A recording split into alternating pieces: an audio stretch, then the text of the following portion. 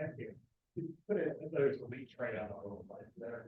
Whenever I dress for the outside, I freeze on the inside. Okay, Blair, don't turn out. Don't mess with me. I can put a sweater on easier than Bill can take his skin off. I'm burning both Bills.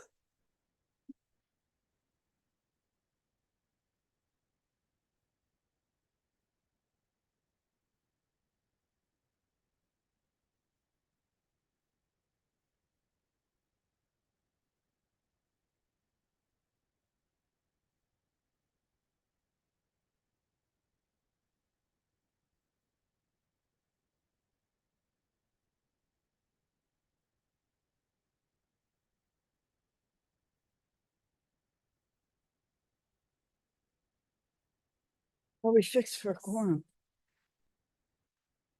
Did we do it?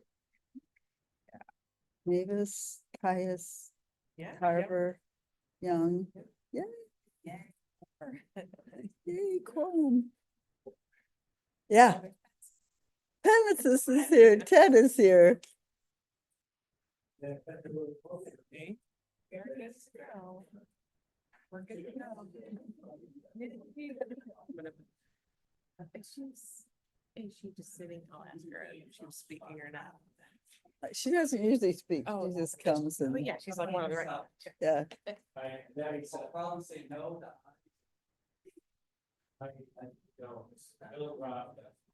When Leslie has to do that. Yeah.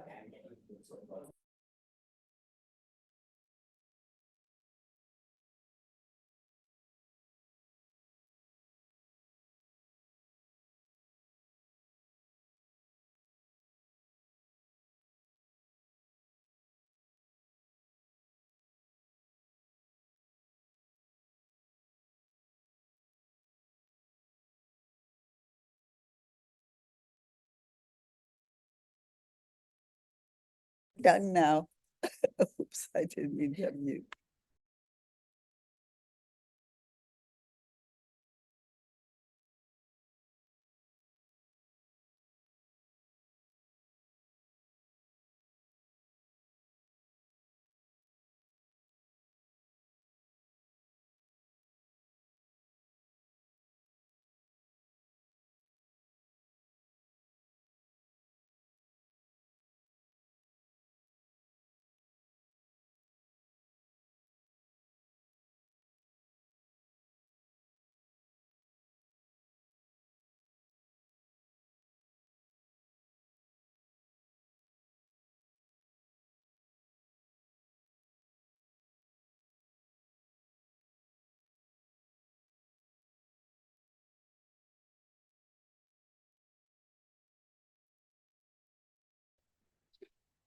Oh. Good morning, everybody. Today is Friday, August 15th. Welcome to the Kane County Energy Environmental Committee. I am still Mavis Bates, and we have, and please call order. Please do the roll call. Alan? Caius? Caius present. Penesis? Highness is here. Strathman? Young? Young here. Tarver? Harvard's here. Bates? Here. Quorum. We do have a quorum. Yay. Do we have any remote attendance requests? No. Okay, we would like to, may I ask for approval of the minutes from July 11th? Madam Chair, this is Caius. I would ask for the unanimous consent for the approval of the minutes from the date you said last month. July 11th. Do I have unanimous consent? Excellent. object? Okay, moving right along. Public comment. We have one speaker signed up for public comment, Mr. Young.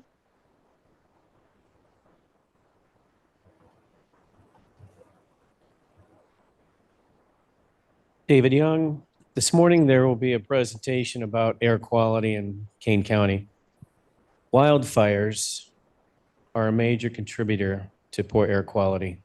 Why wasn't this covered in the presentation?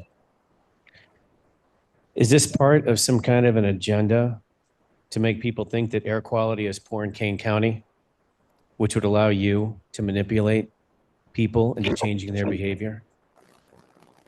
The King County Health Department realizes the danger of forest fires and air quality. On August 6th, social media post said, today's air quality is rated unhealthy due to wildfire smoke from Canada. And any weather app will tell you the same thing. On page 36 of the presentation for today, there is a list of components that cause poor air quality. All of them can come from wildfires, including CO2. So speaking about CO2, I've said this before, but I'll say it again. According to the NOAA is the National Oceanic and Atmospheric Administration. According to the NOAA, a very large hot fire of approximately 100,000 acres emits the same amount of CO2 as one coal-fired power plant in 1 year. So let's talk about the history of wildfires in Canada. 2021, 6.6 million acres burned. 2022, 4.2 million acres burned. 2023, 45.7. 2024, 13.3. 2025, 16.3. So over the past 5 years, the Canadian wildfires, which is a natural disaster, have emitted as much CO2 as 861 coal-fired power plants emit in a single year. So how many coal-fired plants do we have? In the United States, we have 224. India has 285. China, 1,200, with one new plant every 2 weeks. On page 37 of the presentation, she mentioned several dates, including June 28th and June 29th, 2023. I don't know if you guys remember those dates. I was mowing my lawn, couldn't even breathe. The air quality was over 150, which is unhealthy. Well, she's correct. Yeah, that's unhealthy. Those days had the worst air quality in Chicago. I mean, Chicago was rated the worst air quality in the world at that time. Why? Well, it's because of forest fires in Canada. So here's the problem. This presentation omits this basic fact that wildfires are a major contributor to poor air quality. This presentation is deceitful. We have no other public comment for today. Moving on to environmental, Ms. Wolnick is not here today, so Yeah. Mr. Powell, In your sources. are you taking over? Or what? Oh, Claire first? Oh, call to recycle. Okay, great. Miss Ryan, please. Yeah, so I saw Roxanne is on Zoom. We have a guest speaker today. Her name is Roxanne Peggs, and she is the Director of State Stewardship Programs for Call to Recycle. Call to Recycle is a company and a nonprofit organization, kind of jointly, that is completely focused on recycling of batteries. And the reason Roxanne is here to talk to us today is that Call to Recycle will be the product stewardship organization, sometimes also called a producer responsibility organization, that will be working with both battery manufacturers and with retailers, with local governments, and all sorts of entities to enact the Illinois Battery Stewardship Program authorized by the Battery Stewardship Act, which passed last year. And the program is due to start on January 1st of 2026.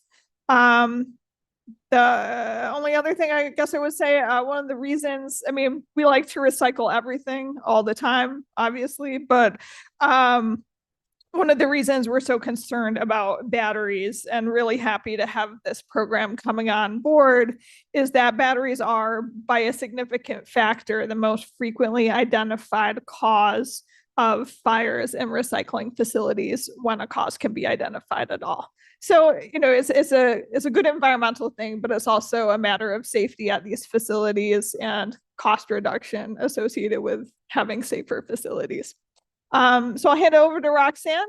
She's been with the company for about 10 years and is based out of Atlanta, Georgia.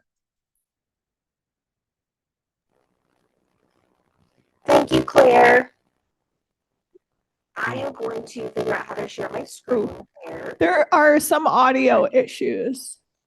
Uh-oh. Can you maybe check your microphone? It's just coming through very, very fragmented.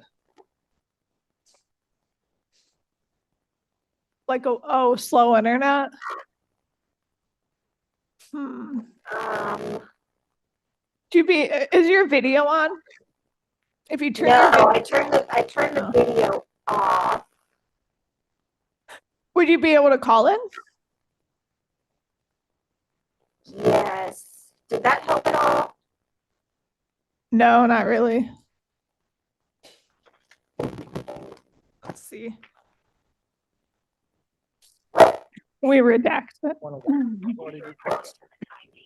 there's that possibility, I guess. True. I guess. Can they can reject that?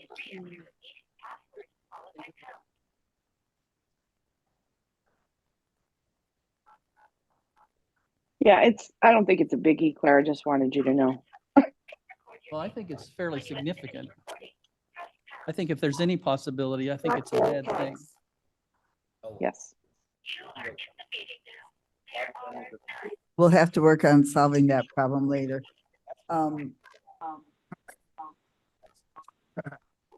Just saying, I don't know if you've ever been with someone pop their crotch up at the screen. No, I am. Sounds like a fun meeting. That's a live meeting. That was mine. That was me. What's that? Yeah. Just have- Roxanne, if you're on the phone, you definitely need to log out of the audio now from your computer Or at least or mute mute it. it.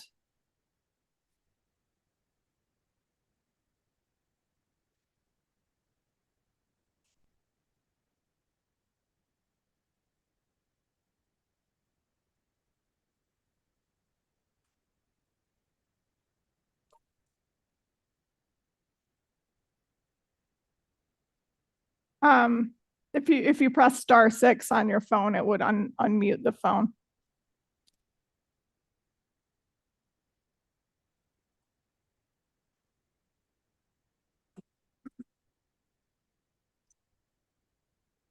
Hello?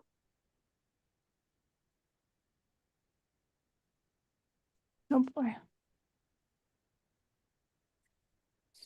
No. Roxanne, are you there? You said no, I'm. Good. I'll pass then. Oh no. Boy, they smell good though.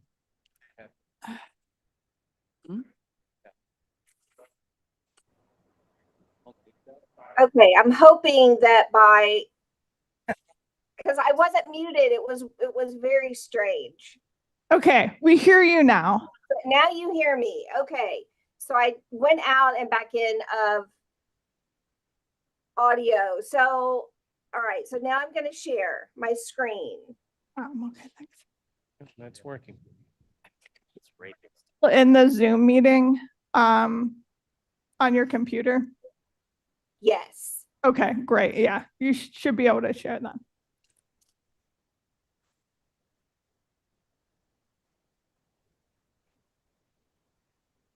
Great, we see it. How's that? Thank Did you. that part work? Yeah, we're there now. Okay. All right. Sorry about that.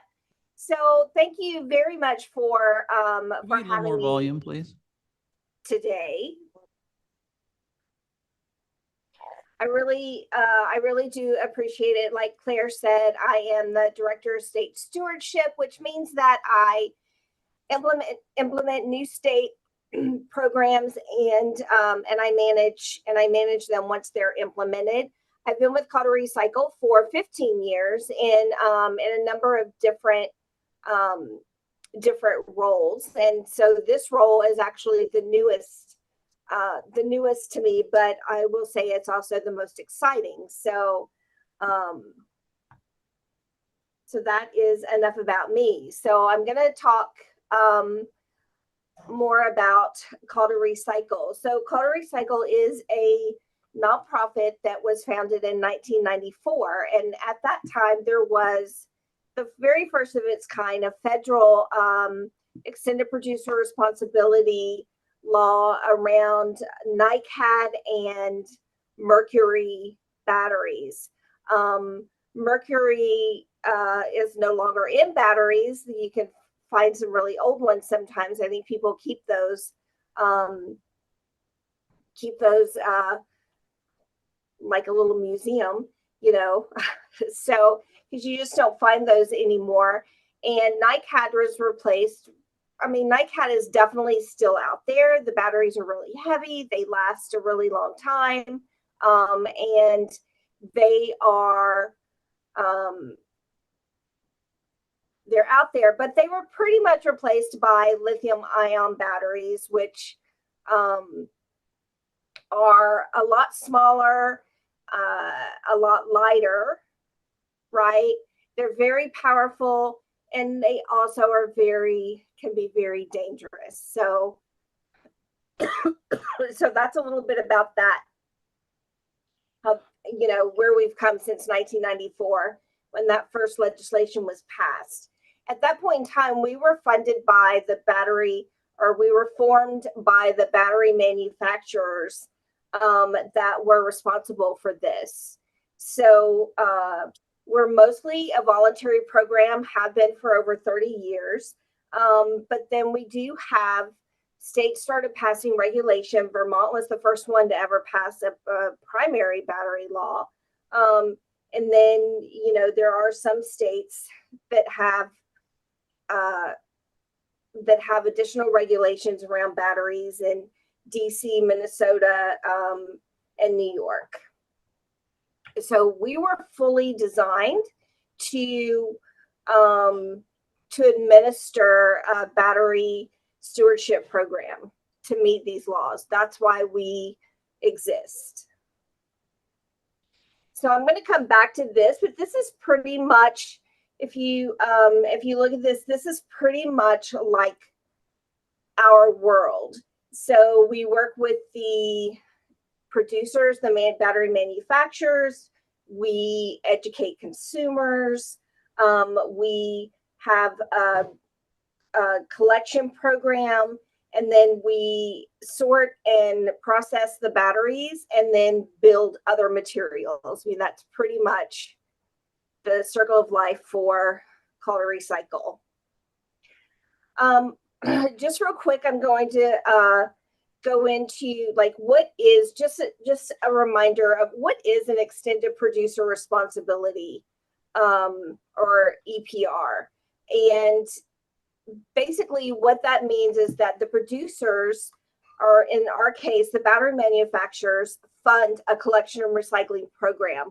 So basically the producers are now not only responsible for, you know, they want to make the product, they want to market the product, they want to distribute the product, but now their responsibility has been extended to the end of life of that product as well. And so that's in a nutshell what EPR is. So they're mandated in the law to fund collection and recycling or end of life of the batteries. These costs are not passed on to taxpayers or local governments. It's 100% the responsibility of the producers. And Call to Recycle administers that program on behalf of the producers. So one of the biggest questions that I ever get is how are you guys funded, right? Because we're not a traditional nonprofit. We're not looking for donations. We are funded by the producers. What happens is the producers will, every quarter, we have them submit, we have a website, we have a web portal we call Green Tracks, and they go in and they add in by weight, right? So we're not asking for how many of this type of battery did you sell in the previous quarter. What we're asking for is what's the weight of the batteries that you sold into the market for the previous quarter. So they so they give us that information, and then there is a price per gram or per 100 increments of grams, and they pay into the program. That is how we're funded.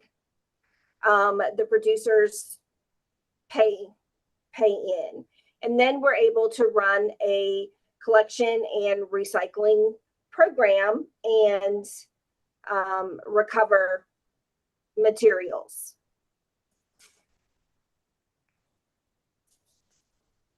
So why does battery recycling matter? These pictures are a little dramatic, but really, the biggest reasons are we want to conserve the valuable metals for reuse, right? There's only so much, and mining is a whole different, there's a whole different thing out there about mining, mining for resources.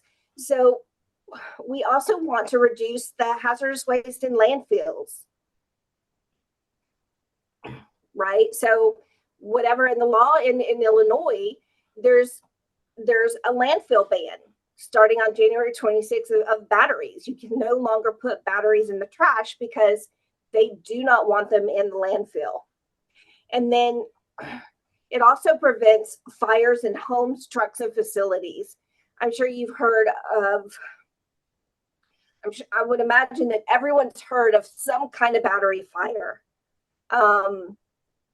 Because the batteries they're small but mighty, and they heat up and they cause battery fires. And these are not like normal fires. They take a little bit longer to put out.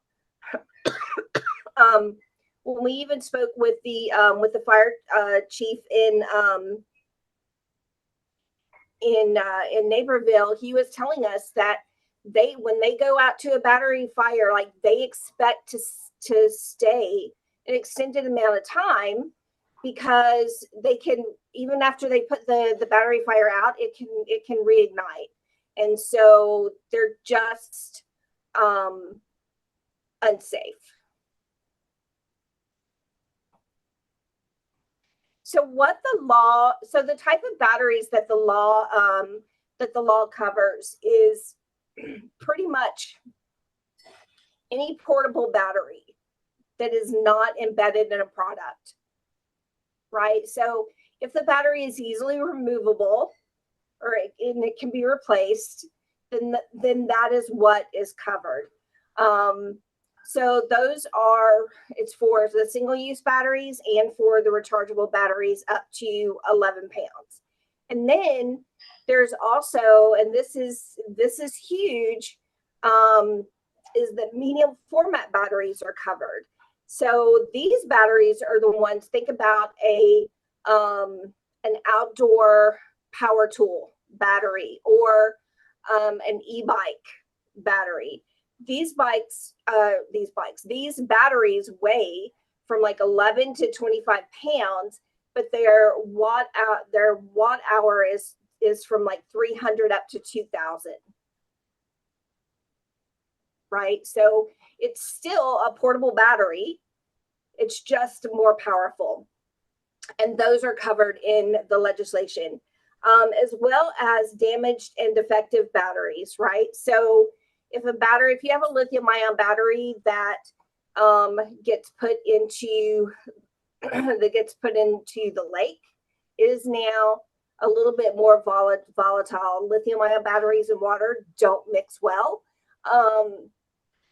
And so the law also covers these damaged and defective batteries. What it does not cover, it does not cover battery recalls. Right? Recalls are actually handled by the producer, right? Because if the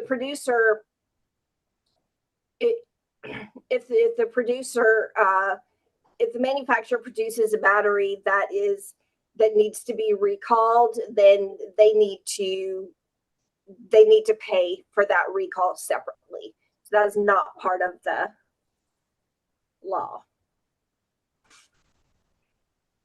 Call to Recycle, I just want to give you a really quick view. Call to Recycle has multiple products that handle in various settings that handle the collection of batteries. So we have our battery boxes that can hold up to about 66 pounds. So if you have someone that, a retail, these are great in retail spaces to collect batteries. We also have what we call one drum, which is really, makes a huge difference, especially in settings where large volumes of batteries are being collected. And what this does is this actually prevents, or actually, I don't think prevent is the right word, but it actually keeps a person from having to take the terminals of every battery, right? Because we're talking, and it also keeps people from having to sort those batteries. So you can put multiple chemistries in the one drum.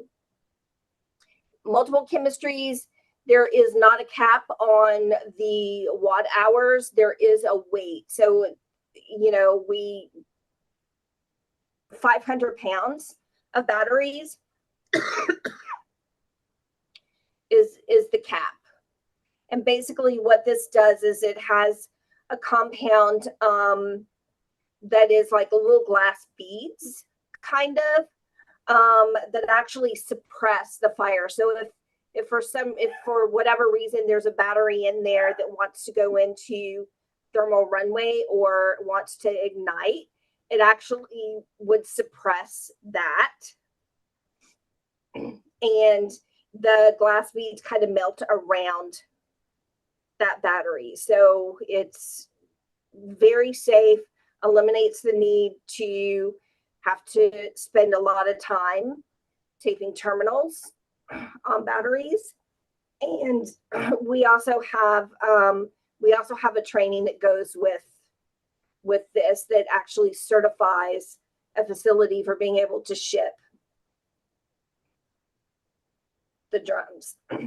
We also have, we're really pushing one drum. That's why there's a second picture of it here, but we also have 4 high watt. If the drum is too much and you only end up, someone else ends up with 1 high watt hour battery, then we have a kit that we can send for that. And then we also have, for damaged and defective batteries, we have products that go for that, that work for that as well. The big thing in all of these products, and what is,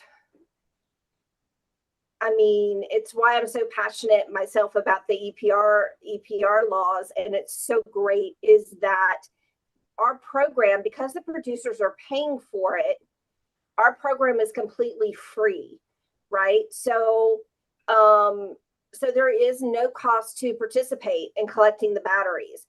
For the HHWs and for the municipal entities that are collecting the batteries, all of the products are free because we're managing an EPR program in the state. Producers pay for it, and everyone else gets the benefits of that program being free. So there's no cost. It increases the number of drop-off locations across the state because we do want to have a pretty high accessible rate, right? We want every person in the state, and it's not going to work 100% everywhere, but our goal is, that the majority of the people in the state have a place to go drop off their batteries that's within about 15 miles of where they are. It reduces the landfill waste, it reduces fire risk. It supports all the local sustainability goals. I know that there are a lot of, we're going to have zero waste is a big thing. The other thing is that for the Illinois municipalities, so the townships and not just the HHWs, but also the townships and the local and and villages, if they have a if they have an event and they let us know about it, then we can provide all of the products. So, and then the municipalities, we actually give, it's really small. It's not a lot of money.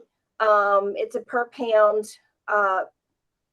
per pound fee, but basically we, for all of the pounds that are sent in, we will give a token that helps just to offset the cost of having someone manage the program.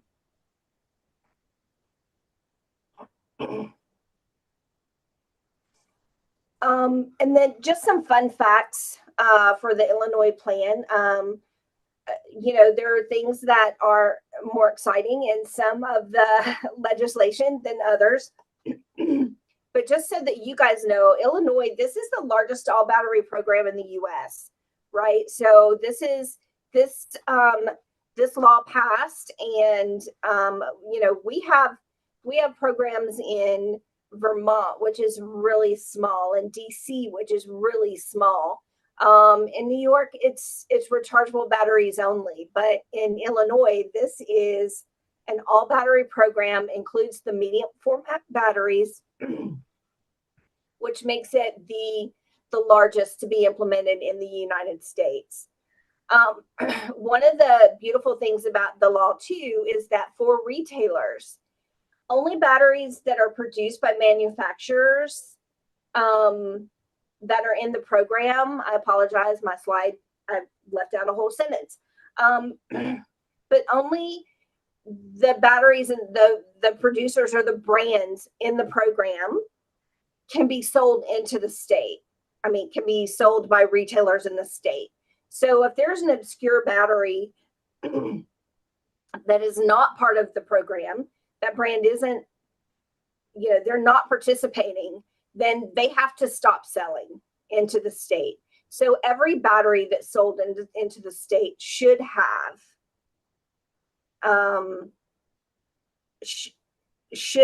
a producer behind it that's paying into the program. And that is in retail stores. It's also online.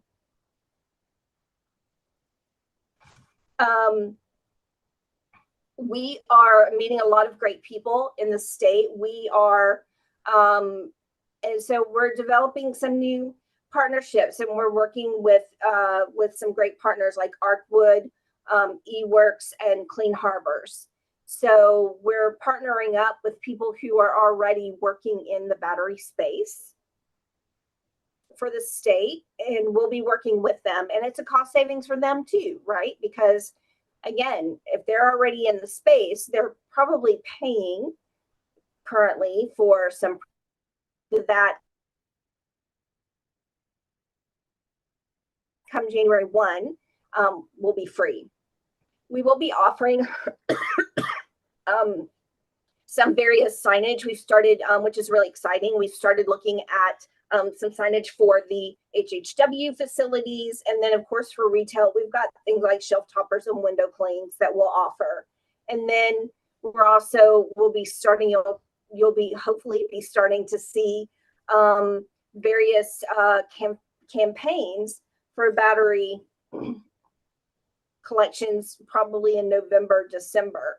We're working, hopefully get some radio spots, do some postering in the more urban areas and different campaigns. And we'll be working with the local governments on some of that as well.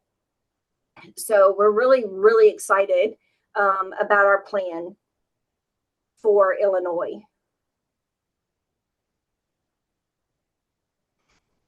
So that's really all I have today. I hope it made sense. I hope you guys get excited about battery collections as much as we do. Thank you, Roxanne. Claire, Ms. Ryan, do you want to say how we're going to follow up on this or anything? Do we know? Well, I mean, there's absolutely no doubt, like the county will be a critical point of outreach, about telling, like once it's kind of determined and, the collection points are online, we'll be letting people know. Probably usually with these programs, there's an interactive map, right? So it's really just like sharing a link or embedding a map, and people type in their address and they got the closest location where they can recycle their batteries. We are looking at doing one drum at Fabian. There's What? having those big drums for the Oh, batteries really? at Fabian. We believe we would need the drums based on anticipated volume. So whenever I've collected batteries, usually at an event, I get over a ton in one day. So at least when this starts, if we start collecting batteries at Fabian, we're gonna be up to our ears in them. So we need those big like metal drum containers. We just want to make sure we can do it safely given the constraints at Fabian. For example, we don't have indoor or climate controlled storage, but so far it seems like that won't be a problem. So yeah, we're hoping to do that. And when are we gonna start doing this? Well, program isn't fully online until January 1st. IEPA has some supplemental funding for battery collections through the Department of Energy. So it's possible we might be able to start a little earlier using some of that to kind of pilot, but they've been kind of non-committal about it. They're not allowed to use certain of the funding until the new federal fiscal year. I don't know. So it's been hard to figure out. So where will the locations be? We don't know. I don't think it's Maybe fully it's known shared. yet. For the county, like county affiliated sites, I think Fabian's the only one we were considering.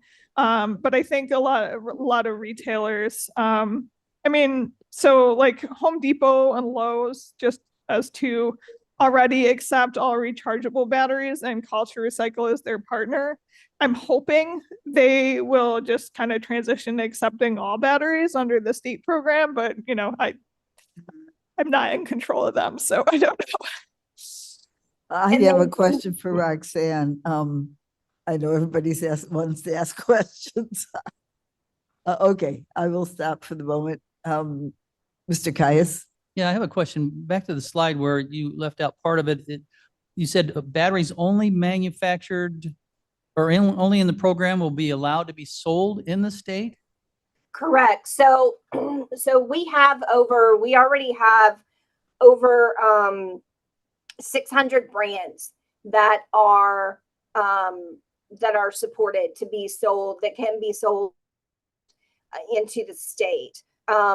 So yeah, every battery brand that's sold should be partnered with Call to Recycle and paying into the program for the end of life of that battery. I guess, I don't know, I've ordered some things through Amazon from, I'm sure, China that weren't on any major. Sure. How does, Yeah. how does one, I guess I'm concerned about the logistics and the limitations that we have to support. I'm all support of this. I think it's great that we're doing it. I think it's a smart thing to do. Just the logistics of how you're going to stop somebody from marketing into the state. It seems to me that that's a problematic. A little daunting. Problematic. That is a great question. So we do a couple of things on that front. The biggest thing that we do is that multiple times a year, we will do what we call battery audits. So at our sorting facilities, we will have them set aside a certain percentage of the batteries that are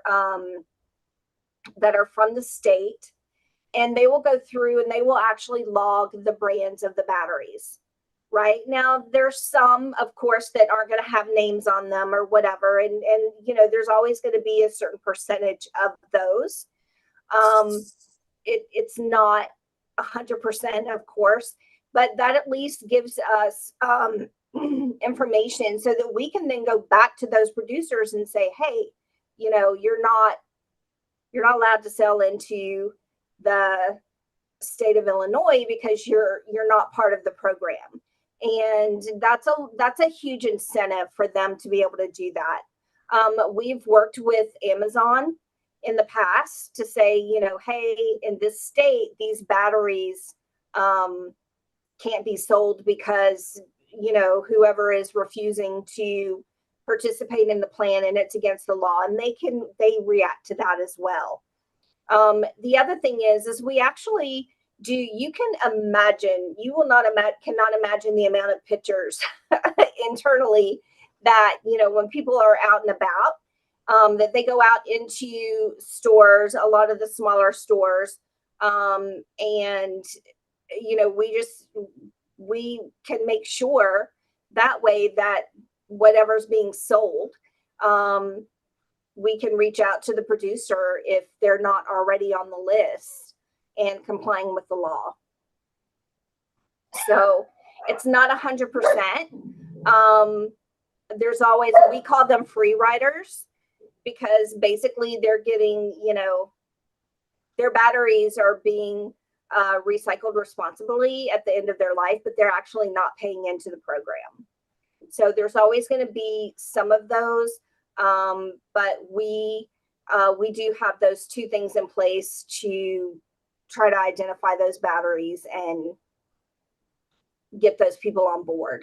Sure. And so that's the stick part of it, right? You say, oh, you're not qualified. Is there a carrot part to it? I mean, other than the goodwill and the smart ecological sense that this is making?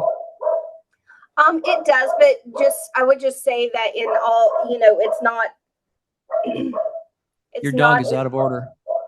It's not as big of a deal in some countries as it is others. I'm not sure what that means. I'm not sure what that means. So that sometimes the big stick doesn't work, right? I mean, people can just refuse to be in the program. That's where the IEPA comes in because they'll need to deal directly with those producers who would refuse to be part of the program. It sounds like there's a plan. It's sort of like a reverse carrot. I don't know, but like hopefully, It's just called a stick. well, I think hopefully it's a benefit for especially the like lithium ion battery producers to no longer have their products. The idea is like immeasurably these facility fires and like vehicle fires and even house fires will go down because so right now there's a massive logistical and financial disincentive for people, even if they're using a battery that is getting super hot when it's recharging or it smells kind of funny. Like it's so expensive and hard for them to figure out how to dispose of it. Like one of the retailers in our area charges $20 a pound. And if they were to go online and buy one of those kits at market price, it would be like probably $150 for an e-bike battery just to get rid of it, get it out of your house. So people keep them and they're dangerous. So hopefully no longer having that kind of stigma and like bad PR will be an incentive for that type of battery manufacturer. It would be for me, but. I had 2 batteries in my pocket one time and they got hot. I got them out of my pocket, but Mr. Ross. Can we get a copy of the presentation? Yeah, that should be fine, right, Roxanne? Yes. Okay. Then the other question, if we open over at Fabian, what if so many people drop off? I mean, are you going to have like 100 barrels in the background or how quickly can you get them replaced? Or are you going to stop accepting if you're out of barrels?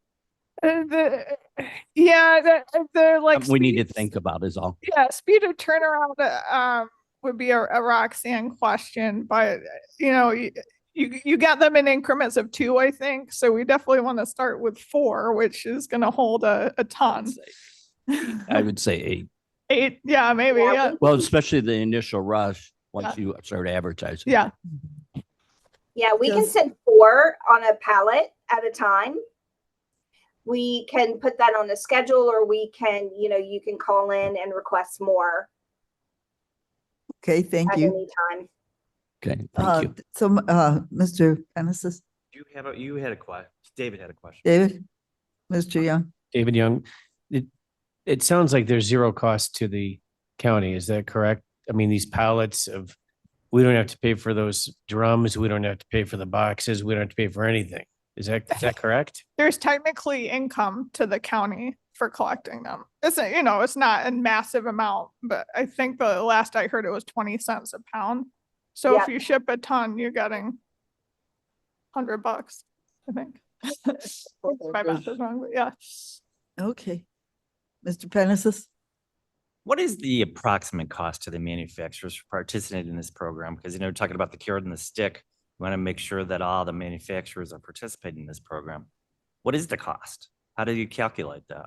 It's based on the weight of the batteries that they put into the market, Okay. right? So if they put out, 2,000 pounds into the market, then they're going to pay a per gram. If you convert that to grams, they're going to pay a per gram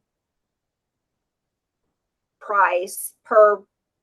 It's in 100 gram increments. So, so if the battery is between 1,000 and 2,000 grams, then the cost is more than if it's, 100 grams. Is the rate different depending on the type of battery? It is. Okay. It is. So, for instance, some of the lithium ion batteries, it's broken into two. So some of them have less than 5% cobalt in them. Those are much more expensive to recycle.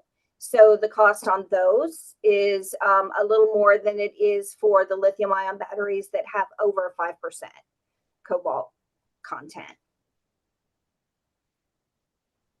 Okay, thank you. Mr. Young? One more comment. So this means that the people in Illinois are going to be paying more for their batteries. So the manufacturers are going to get charged more. The manufacturer isn't going to make a smaller profit. They're just going to pass that on to the consumer. So our batteries in Illinois will cost more than batteries in Wisconsin. Just like buying gas is cheaper in Wisconsin than it is in Illinois. That's just going to happen. Possibly. I mean, most battery brands are national or international, so they probably are gonna just internalize the cost across their entire business, not like specifically charge more in Illinois. But I don't know. It's possible, certainly that. Okay, are there any more questions for Roxanne or Ms. Ryan? Roxanne, thank you so much for this. It's so important that the circular economy, where we recycle everything and try to reuse everything so that we're not throwing away our precious rare metals, and we're not filling up our landfills with things that could be put to good use. It's happening more and more, and that the manufacturers are taking responsibility for this as part of the, has to be part of the driver. It's called Cradle to Cradle. Isn't that the coolest thing? Cradle to Cradle. What starts out as a baby battery can end up again as a baby battery. So cradle to cradle with the manufacturers helping, taking responsibility. Thank you, Roxanne and Ms. Ryan. Anything else from you, Ms. Ryan? No, not really. Just thank you to Mr. Caius and Miss Allen for helping out at the extravaganza. Unfortunately, it was rained off about 2/3 of the way through. There was apparently lightning within a mile of where we were. So in the interest of safety, we were canceled, but the cleanup went really well. Everything was still recyclable after being rained on. And I'm looking forward to the next recycling event, which is on September 27th. We'll have document shredding there, which is very, very popular. So, Okay. Deb and I are a team. Yes. Yay. Okay, thank you. Kane County groundwater study update. Miss, That is not me. That is Jody, and she is unwell today. so are we gonna do that next? Oh, It's most likely the plan. She's not on Zoom either. okay, yeah, so we're we'll, gonna push that. What's happening? So we'll do it next month? I believe so, yes. Okay, Ms. Rolnick will be hopefully giving the presentation next month. Recycling solid waste. Ms. Ryan, you're up again. Do you need that time on the agenda? I believe we're done. I guess I didn't, yeah, that was in the wrong place. I'm sorry. That's okay. Yeah, it was. Yeah, No we're wonder on number 8. No wonder we're all slightly confused. Okay, that's good. That's good. Sustainability, Ms. Hinshaw. Good morning. Apologies for my tardiness. It's second day of kindergarten. So, Oh. there was tears and a little on my end too. So, I apologize. Oh, get your box of hankies. So, all right, welcome. So we're gonna talk air quality today, more so what if you've seen the display outside. So I'm gonna skip to this one first. So when we look at air quality, these are the 5 main kind of chemicals or pollutants that are looked at: ground level ozone, particulate matter, carbon monoxide, sulfur dioxide, and nitrogen dioxide. The 2 that are looked at more heavily is the ground level ozone and the particulate matter. The health effects of those can be severe, depending on long-term exposures, acuteness, how much, right? And so those are the 2 that are kind of tracked the most. So going back here, this is what the air quality index looks like. So we have it broken down into simply just, hey, it's great outside. Moderate. So, could be a little up there. And it goes to unhealthy for sensitive people, unhealthy, very unhealthy, and just do not go outside whatsoever. Right. And so to be considered unhealthy, we look at ozone that's above 0.07 and PM2 above 35.4. So you can kind of see on that chart, anything that's, those 2 are like the yellow level. And then above that is unhealthy for sensitive people.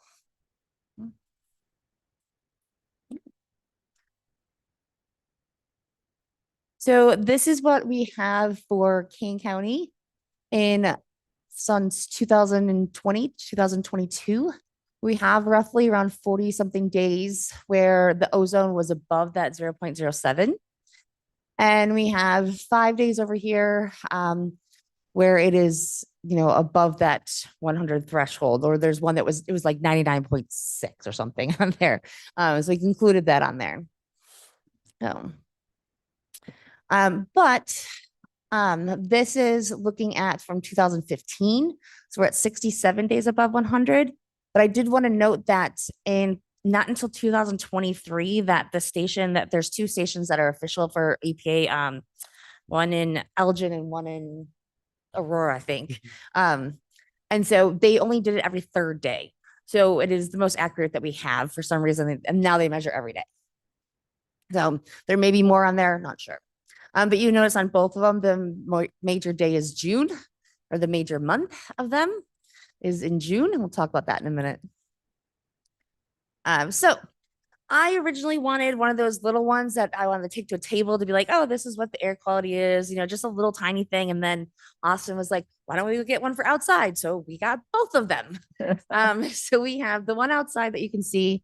It is just the box there. It is now connected. It's wired landline in, so it will always be nice and secure and safe. We made this sign. I made it based off of activity wise. So it talks about, strenuous activity, avoid being outside altogether, enjoy your day. And so the inside, we have a display there, and the display goes through both the air quality and the CO2. It goes between both of them back and forth. It also shows humidity, temperature. It'll show exactly what the PM is on there. They have yet to release an ozone one, and I'm hoping that they do soon. It's kind of in their potential targets, so that I would really like to see that one too. And we just have some information out there. You can follow this even in more detail. You can follow the app. So you can follow it just online, look it up, but you can actually follow the app and you can actually download the data that way as well. And then we just have information about, air quality in general. Sold somewhere? This is the front of building A, or yeah, when you walk in. Yeah, when you walk in the front of the building. Oh. Yeah, you'll see this. Downstairs. building. Yeah. Yeah. Sorry, I keep doing that. And when you say you can check on the stuff and download the information, do you mean us? Yeah. Or you? Yeah. There's a Right. So if you look there, if you walk outside, that top left, there's a little thing with a QR code there. That will get it to where, yeah, I can definitely walk you out there. It's right as you walk out. I probably find it now. Yeah. But it has like a shared link and a shared number that you can follow. You can download the app and then follow ours directly. There's more information. Like you can go to IQ Air and look up Kane County government and you'll find the information. But if you go to ours, specifically the app, you can follow the indoor and the outdoor one, and you can see all the different, it goes PM 10, 2.5, and 1. You can see all of them. Yeah. Now let's make sure I go the right way this time. Hey, I did it again. All right. So this is already outdated. Since the air monitor has been in place, there's been 12 days above 50 and 5 above 100. But that is, I looked the other day, we were at 22 days above 50 and 9 above 100. Most of that is most likely due to all the Canadian fires, all the wildfires. They're coming down. I think when we first got it, I was in my office and Austin comes in. I was like, man, the air quality is high. He's like, shut your window. I'm like, oh, okay, that makes sense, because I had it in my office originally. And then I took it for a little walk and it got up to like 180. We've seen it shoot up to close to 200. You can see it in the air. Was it last week? Maybe a few weeks ago. And then again, more towards the beginning of the summer, you can just see the haze from, those wildfires. And so again, there's been 5 days where PM is above 35. Again, that has gone up since then, because this was done like 2 weeks ago. Yeah. Would you explain that picture better? Yeah.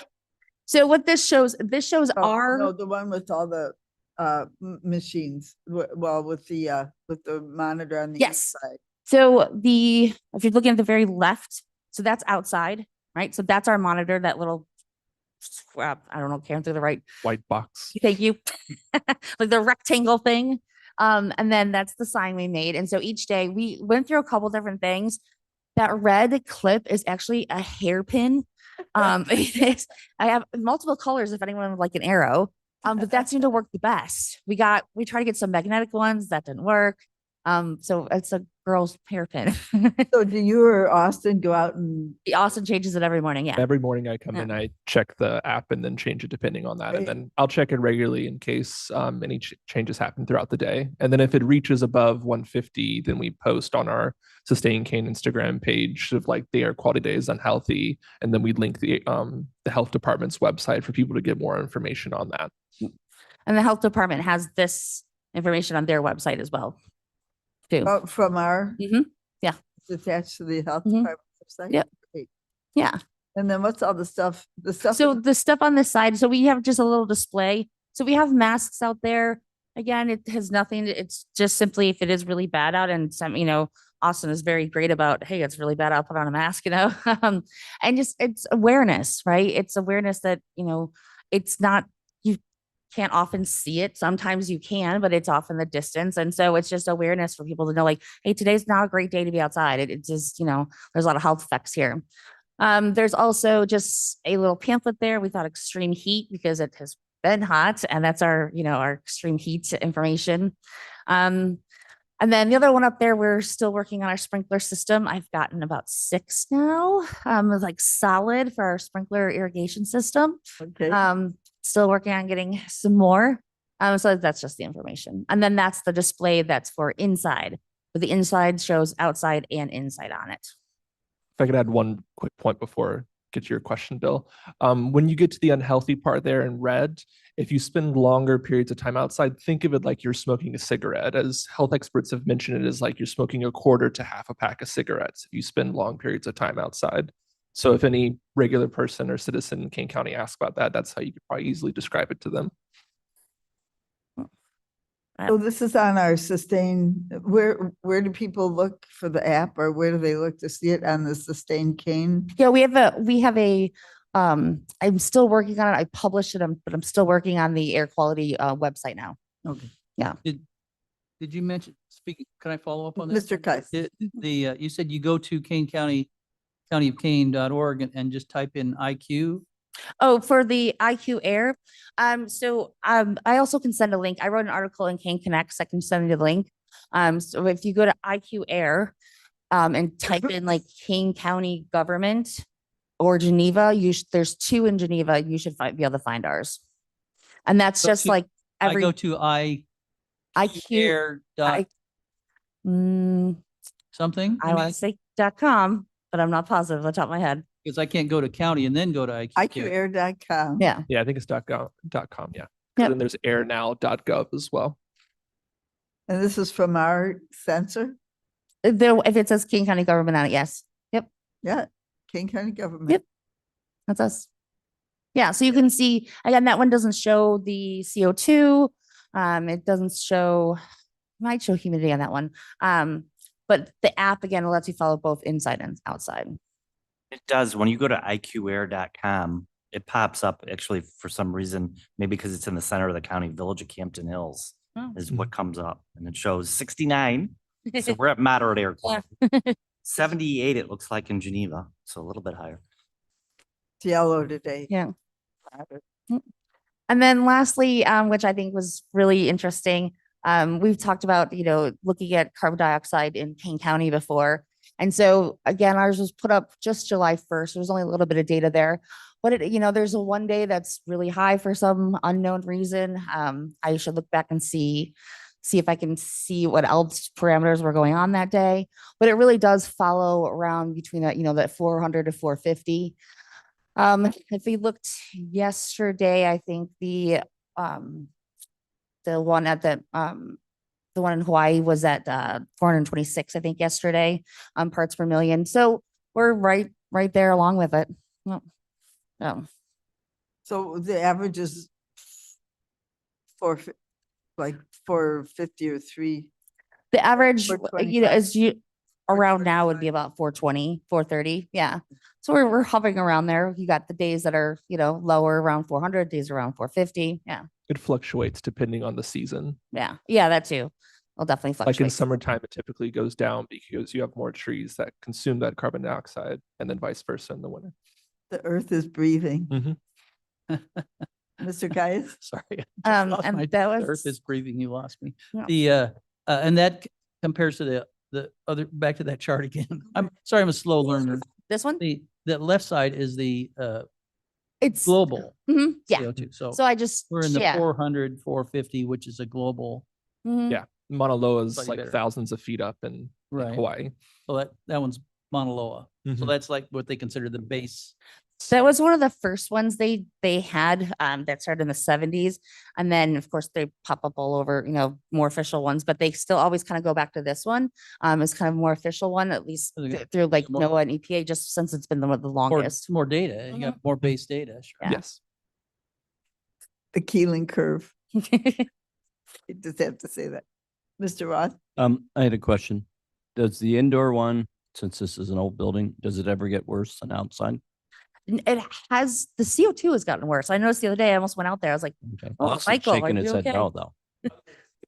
Other than CO2, but with PM 2.5, you can tell a clear difference Okay. between it's And so close that it's better, but every time someone opens the door to come inside, it gets kind of closer to the outdoor And monitor. have you tried it in different parts of the building? 'Cause this Yes, we put building it in is Sarah's office several times, and then it goes farther down. But again, it could depend with our windows if Sarah keeps it open or just having like air leakage issues. It's still significantly lower than it is outside. Okay. Just Thank you. depends on where you are. Mr. Young? All right, David Young, on page 37, you had, can you go back 37? Yeah. Right, yeah. On June 28th, 2023 and June 29th, 2023, I remember this. I was outside mowing. I couldn't even breathe. Mhm. This was due to the Canadian wildfires. I wish you would have put something like that on this presentation, noting that the reason for the poor air quality is due to the Canadian wildfires. Because Some are, yeah, especially. all of them. I mean, because Canadian wildfires start between May and they end in October. So that's why you have a spike in June and July and August. And now, even today, you're going to have poor air quality. It's because there's like so far this year in Canada, 16.3 million acres have burned. Okay. And it's all coming this way. So on this kind of a presentation, when someone looks at this, they think that the air quality in Kane County is very poor and that we have a problem in Kane County, which we do not have a problem in Kane County. I would say that's a mischaracterization, to be honest with you. It's not all due to wildfires for these past 5 years. Since the National Ambient Air Quality Standards have been put in place under the Clean Air Act, we are considered a non-attainment zone for the past like decade what? at least. A what A zone? non-attainment zone. So when Non-attainment. Sarah mentioned those two figures, the 0.07 parts per million for ozone and the 35 micrograms per cubic meter for particulate matter 2.5, that is the federal threshold to determine if you're above that. In this case, they take it as the fourth highest concentration over a 3-year period. If you're above that limit, then you're considered a non-attainment area. And then the EPA requires, depending on which area you're in, which we're in the Chicago metropolitan area, they require different standards to be set, which is better gas mileage standards or the air testing that folks have to do in the area. That counts to that. That the wildfires do play a role into this. You're very true on that. But This is all part of the agenda of yeah, it is. It's all part of the Mr. agenda. Young, would you wait I can just a minute? speak. I can speak. No, because he wasn't done yet. All right, go And ahead. I didn't call finish. on you yet. I will in a moment. I'm just quoting you what the standard direct federal regulations are. And that is not necessarily the case. The wildfires, the entire picture of this. It isn't all the wildfires a part of this for this reason. Go ahead. Okay, thank you, Mr. Paul. Mr. Young. Thank you. This is the problem. This is an agenda.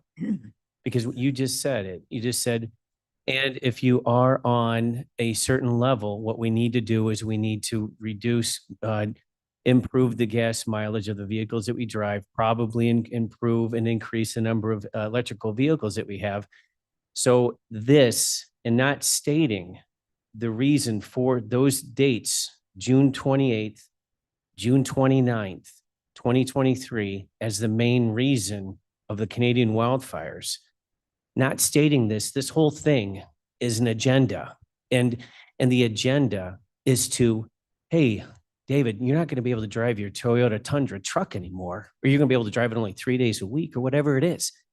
So, and what happens when you have these spikes due to a natural disaster, if you want, but this is being taken into consideration for the Chicago area, and we're part of the Chicago area. So all of a sudden, the wildfire is not being taken and not even being noted anywhere on this.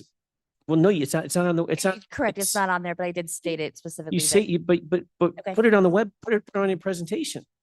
Because this is where people look at it and they look at this environmental and energy committee here in Kane County, and they're saying, this is nothing but a green energy environmentalist agenda to push, to push battery powered everything.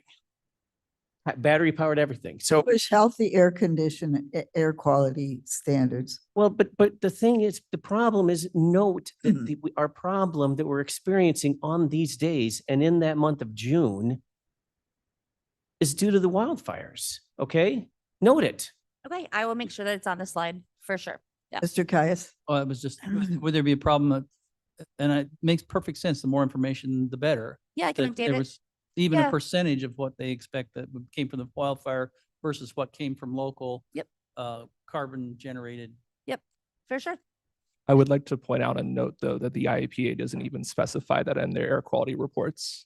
When they list the highest concentrations for each year and where those averages are, they don't specify that's specifically due to wildfires or not.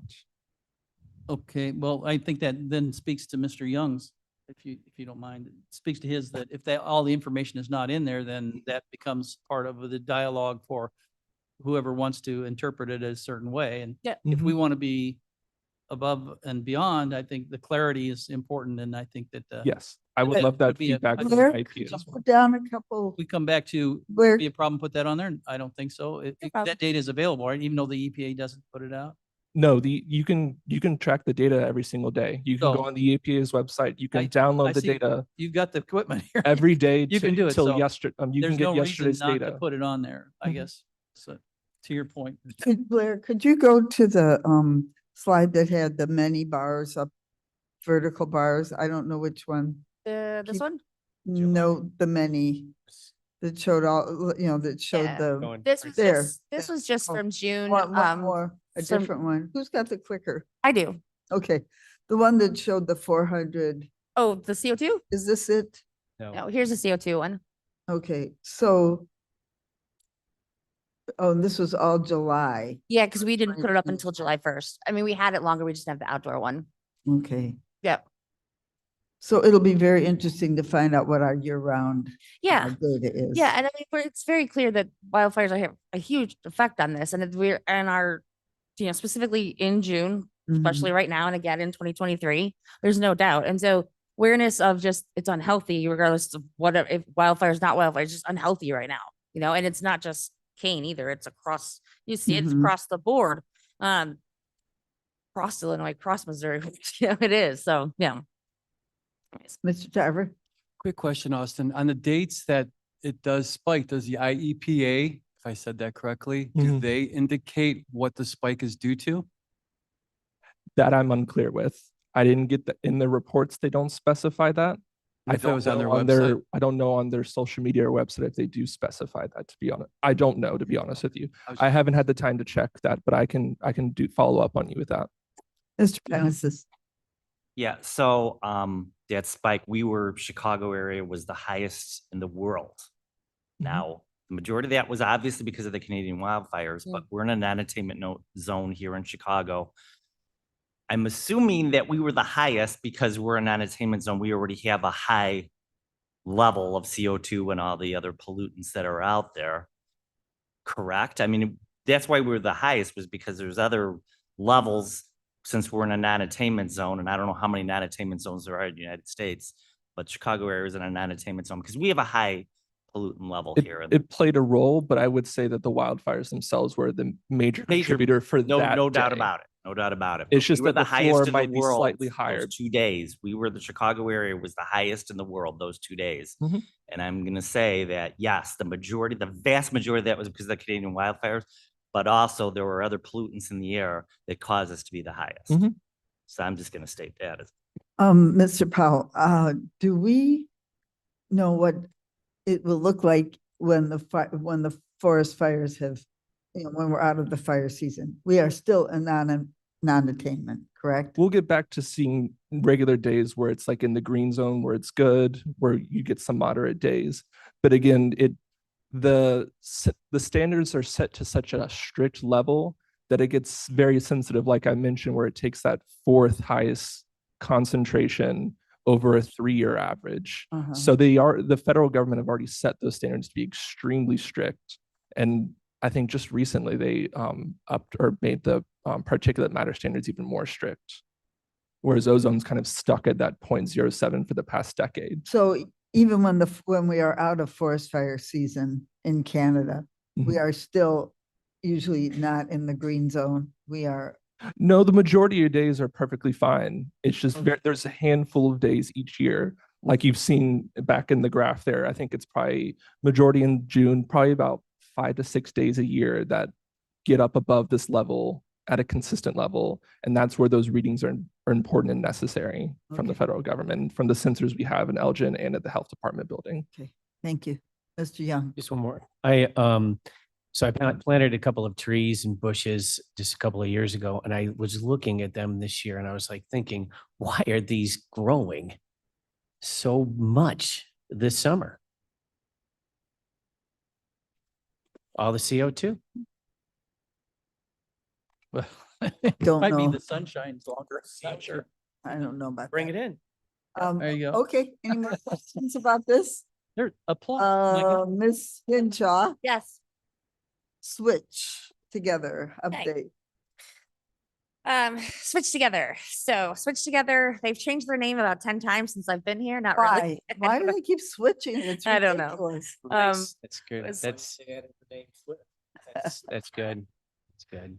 So So this is our solar group by project program that we do. Again, it's run through DuPage, Cook, Lake, believe McHenry, Will, potentially Grundy, and then within that a handful of larger like Naperville, I think does their own, Aurora does their own, and so this group by program. So I'll just give you some updates on it. They are in their summer one that ends September 3rd. And so, so far in spring, so they have their spring data. They'll have full update. This is just, we get a notification every week that just says like, what are the new ones? How many? So the actual full report won't be out till later this year, from the iChooser and Cub. But from what the data that I have, just in spring, we had 215 new people that registered. We had, in all of Illinois, there was 1,548, which is pretty good. Accepted and paid in springtime, again, that's just to date, was 34. So that number could definitely go, increase. And then accepted and paid in all time for Illinois was 286 for the spring, which is nice. I believe that 34 will go up. I would assume so. I do not know that for a fact. But if you have 250 that register, that's a lot. That was more than previous. Wow. And so they had 4 vendors or 4 contractors this year. So Windfree Solar, GreenLink, All Energy Solar, and RX Sun. In Kane County, it's Windfree and GreenLink. Their average per panel was $2.70, or per watt was $2.77. But in Illinois, it's, it can vary, but the average is $3.26. So it definitely had a discount.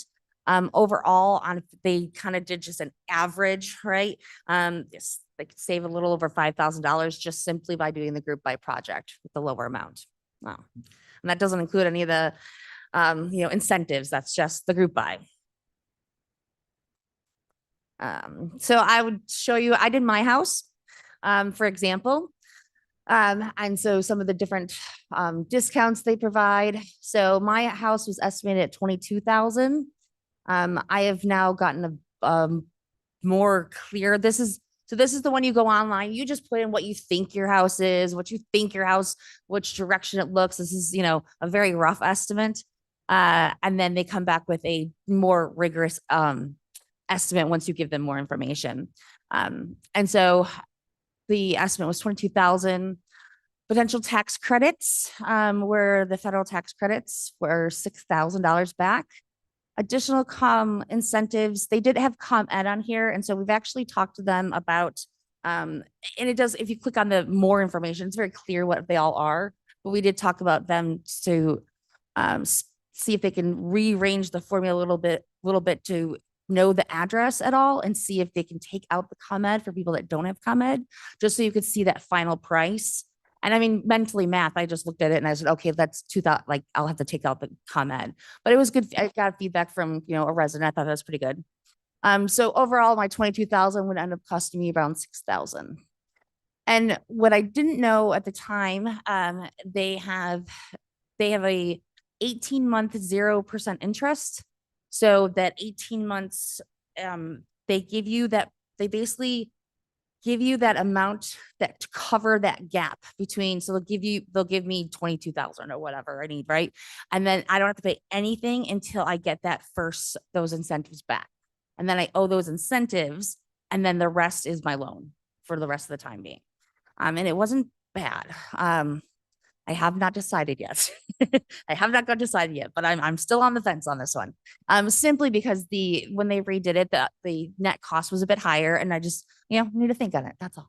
So yeah, just because I just moved too. So, between those two things. And that was all. I just want to give you a little update. Yeah. Go back one. Sure. Okay. Mr. Roth. Okay, Mr. Young first.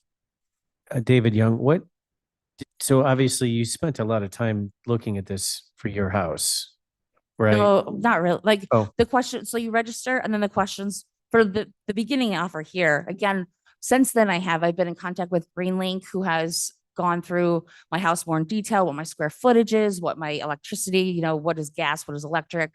I have a pool, those kind of things. So, Yeah. okay, so you've spent more time than I have, which is 0. So the 67, that's 6179, right? Is that, okay. Did you do a calculation on how long it's going to take you to get that back roughly based upon your power bill? I did not yet because this wasn't my final. Now that I have my final, I will. What I calculated roughly, they tell you in there, based off of that one, I think it was 7 years off of this one particular, because they tell you when it says additional incentives, how long it'll take you to get it back. So you have to live, so you're going to need to live there. I plan on never moving. I'm planning on staying in that house forever. That's good. It is my first house I ever bought. I'm never moving. That is my plan, at least. Mr. Ross? Sarah, how much would the solar panel cover on your electric? 100% or 80? Yeah. Yeah, they estimated once they did, I can bring it next time, the updated one, because I just got it like yesterday, the day before, how much wattage it was.